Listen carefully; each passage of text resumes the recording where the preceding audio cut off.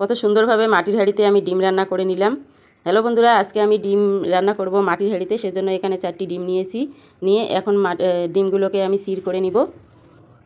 তো এভাবে আমি সির করে নিয়ে নিলাম সবগুলো ডিমকে। নিয়ে এখন ভাজার জন্য হলুদ আর লবণ দিয়ে এটাকে মিক্সড করে নিয়ে নেব। তা ভালো করে হলুদ আর লবণ দিয়ে মেখে নিলাম। এদিকে মাটির হাঁড়ি বসিয়ে দিয়েছি, দিয়ে দিলাম তেল। তেলটা গরম করে নিয়ে এখন ডিমগুলো ভেজে নিচ্ছি। ডিমগুলো বেশি কড়া করে ভাজবো না, হালকা করে ভাজবো।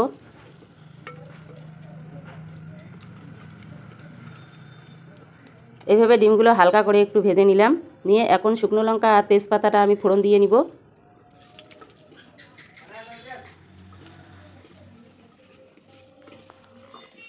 অনেকে মাটির হাঁড়িতে রান্না করলে মাটির হাঁড়ি ফেটে যায়, তার জন্য একটা টিপস আমি আপনাদের কাছে শেয়ার করব।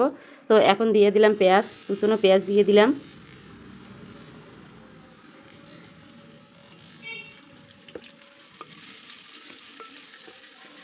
পেঁয়াজটা দিয়ে একটু ভালো করে নাড়াচাড়া করে এখন একটু দিয়ে দিব লবণ। লবণটা দিয়ে পেঁয়াজটা যতক্ষণ না লাল হয়ে আসে ততক্ষণ এটাকে ভেজে নিব।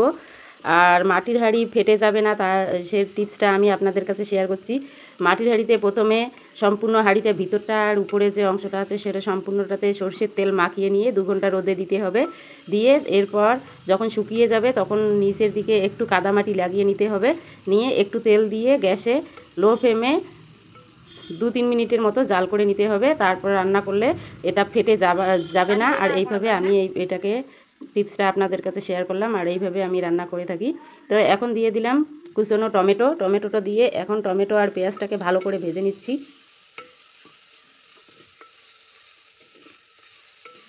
পেঁয়াজটা যতক্ষণ না গলবে আর টমেটোটা না গলবে ততক্ষণ আমি এটাকে ভেজে নিব।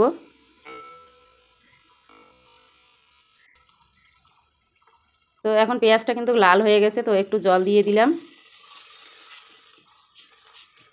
দিয়ে আবারও একটু নাড়াচাড়া করে নিলাম পেঁয়াজ আর টমেটোটা একসঙ্গে করার জন্য। এখন দিয়ে দিলাম আদা বাটা।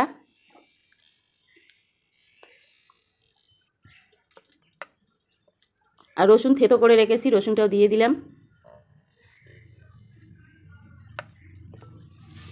দিয়ে এখন ভালো করে কষিয়ে নেব। এখন দুটো দিয়ে দেব কাঁচা লঙ্কা, 2-3টে কাঁচা লঙ্কা দিয়ে দিলাম। দিয়ে একটু হলুদ দিয়ে দিলাম। এখন দিয়ে দেব লঙ্কা গুঁড়ো ঝালের জন্য। দিয়ে আবার ওইটাকে ভালো করে কষিয়ে নিতে হবে।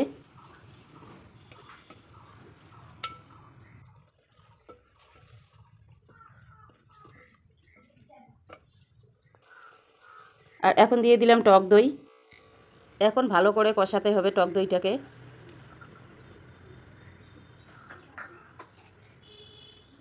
এখন দিয়ে দেবো কাশ্মীরি লঙ্কার গুঁড়ো কালারটা সুন্দর হওয়ার জন্য, আর দিয়ে দিলাম জিরে গুঁড়ো। দিয়ে এখন মশলাগুলোকে ভালো করে কষাতে হবে। তো এটা এখন ভালো করে কষিয়ে নিব।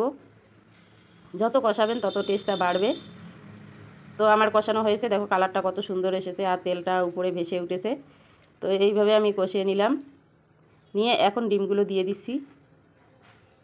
আমার এই মাটির হাঁড়ির ডিমের রেসিপিটা যদি আপনাদেরকে ভালো লাগে, লাইক শেয়ার সাবস্ক্রাইব অবশ্যই করবেন, আর কমেন্ট করতে ভুলবেন না। আর এখন দিয়ে দিলাম একটু জলটা দিয়ে জলটা ভালো করে ফুটিয়ে নিব।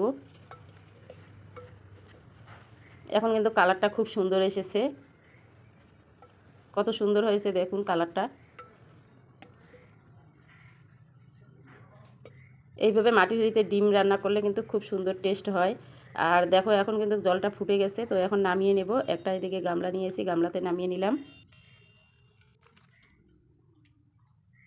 ডিমগুলো হালকা ভেজেছি, তো কত সুন্দর হয়েছে ডিমগুলো, দেখতে কিন্তু অসাধারণ হয়েছে। তো আজ এই পর্যন্তই, থ্যাংক ইউ।